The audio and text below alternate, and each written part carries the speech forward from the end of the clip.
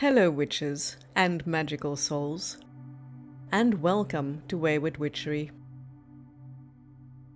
I'm Pandora Darkmoon, tarot reader, witchcraft mentor, and lifelong witch. This space is for anyone on their soul's journey. Whether you are a curious beginner, have been dancing with the moon for years, or simply feel the magic without needing to name it. Today, we're diving into radical self-truth. Why being honest with yourself is the most underrated witchcraft skill, and how it transforms both your magic and your life. So grab a cuppa, settle in, and let's get witchy. Let's start with the uncomfortable truth. Most people want change without honesty. They want results, new energy, new experiences, but without actually confronting themselves. Spiritual practices often become distractions. Rituals, spells, affirmation lists, and intention boards can feel like progress, but sometimes they are just ways to avoid the hard work of looking inward. Radical self-truth is not trendy. It's not aesthetic, and it's seldom algorithm friendly. It's not Instagrammable or TikTok ready, and that is precisely why it works.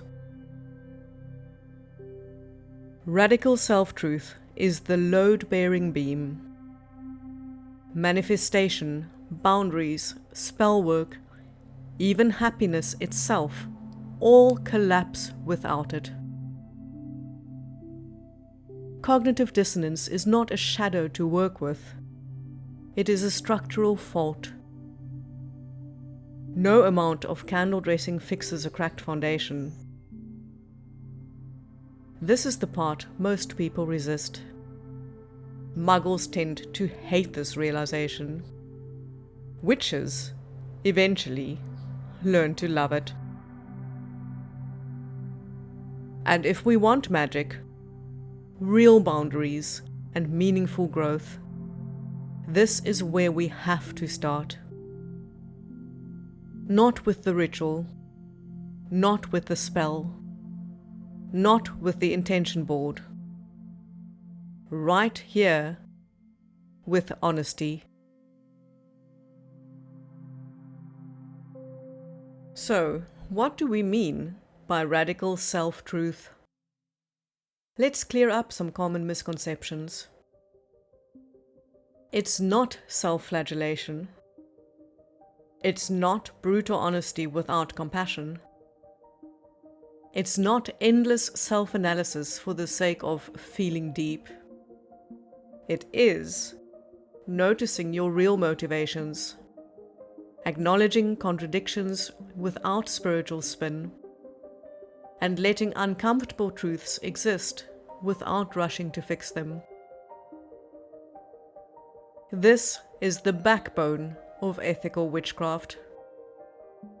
If your practice isn't rooted in honesty, it becomes performance. Magic loses its potency. Your boundaries lose integrity. And your intentions wobble like a candle in a gust of wind. Cognitive dissonance is the quiet undoing of our spiritual and magical work. We say we want one thing, but act from another. We want freedom, but we cling to safety. We cast spells for outcomes our nervous system actively resists. Magic doesn't fail. Incongruence does. This is why manifestation often flops. Not because the universe is stingy. Not because your tools are wrong. Because the intention you are sending out is tangled in contradiction. Reality responds to alignment, not to what sounds pretty on paper. The same goes for boundaries. We say no, but secretly hope people will insist. We declare intentions, but continue self-sabotaging patterns. The inner inconsistency leaks into the outer world, whether we like it or not. And here's the human truth. Confronting yourself is hard. Spells, rituals, cleansing baths, and visualizations feel easier than sitting with discomfort. Trust the universe, some say. And yes, you can. But when that becomes a shield to avoid your own truth, it is spiritual bypassing. You are treating the symptom, not the root. It's tempting because truth threatens identity.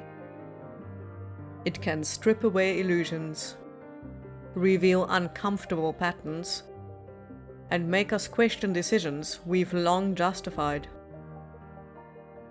But that is exactly where the real transformation begins. This is the moment where we tie honesty directly to ethical practice. Ethics in witchcraft aren't about rulebooks, cosmic do's and don'ts, or good vibes only. Ethics are about alignment. Act without self-truth, and consequences inevitably follow. Even your best intentioned spellwork can ripple in unintended ways. Sometimes the most ethical act is not doing magic at all until you've gotten your own foundation right. Here's the deeper point.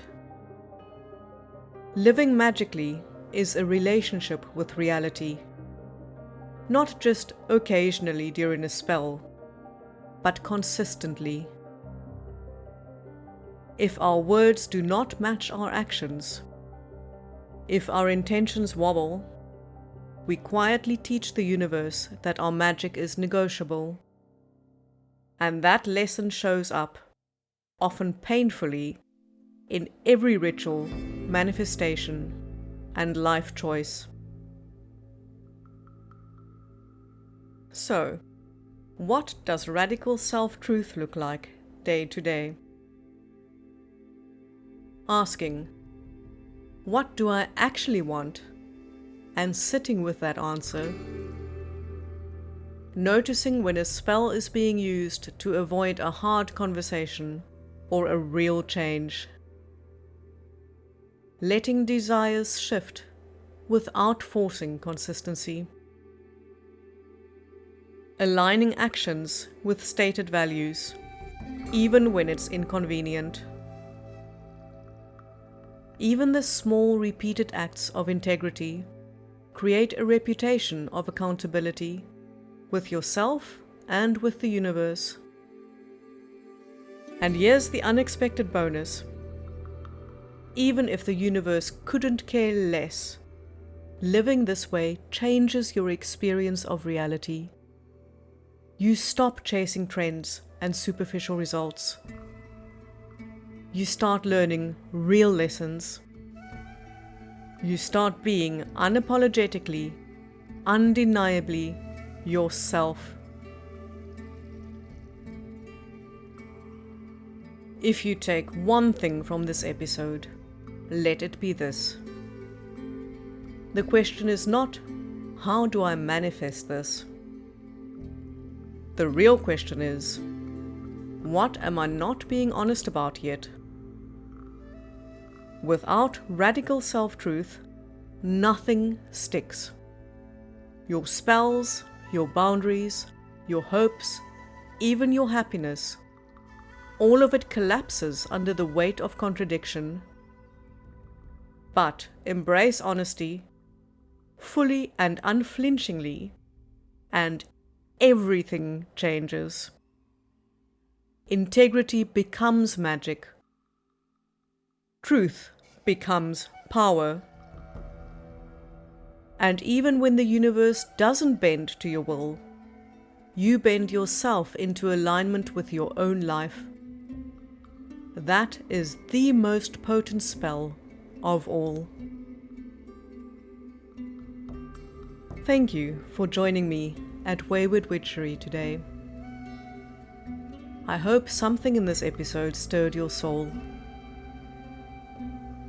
If you feel called to go deeper, I offer tarot, clairvoyant, spiritual growth, and witchcraft mentorship sessions via Zoom, email, or pre-recorded video. You will find all the details on waywardwitchery.com. Until next time, may your integrity be unwavering, your boundaries strong, and your magic always aligned.